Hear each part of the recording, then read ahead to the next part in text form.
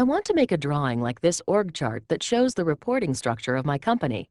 In a few minutes, I'll start using the Organization Chart Wizard in Microsoft Office Visio. But first, I'll switch to Office Excel, where I already have a worksheet that contains information about all of the people in my company. Before I use the wizard in Visio to create an org chart from this information, I need to make sure my Excel worksheet has the columns the wizard requires. I know the wizard needs one column that uniquely identifies each employee. Because no two people in my company have the same first and last names, the employee name column will work fine.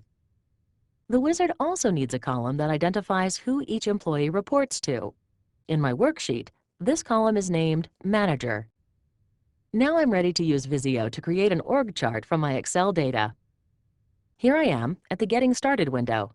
Your Getting Started window may look a little different from this one, but that's okay. To start the Visio Organization Chart Wizard, I click the Business category and then double-click Organization Chart Wizard. I already have my data saved in a worksheet file, so I make sure Information that's already stored in a file or database is selected, and then click Next.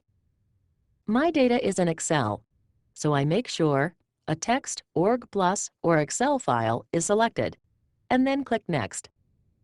Now I click Browse to find the workbook that has my employee data. I select my workbook and click Open. And then I click Next.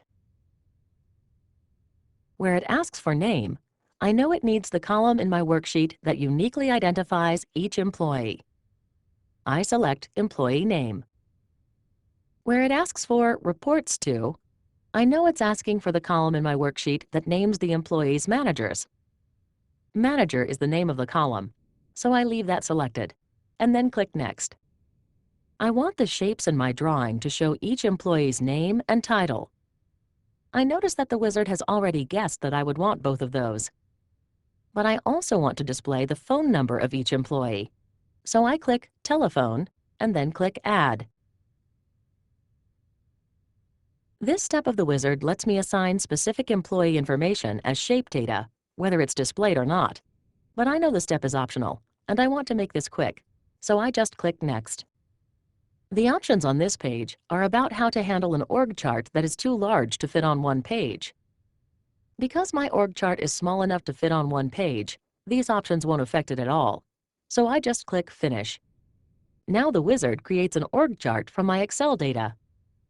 To make my drawing easier on the eyes, I can use the View menu to turn off the grid, turn off the connection points, turn off the rulers, and turn off the Shapes window. Within just a few minutes, I've created a professional-looking complete chart of all the people in my company. And I don't have to stop here. Here's how my chart could look after quickly applying a theme and adding a background.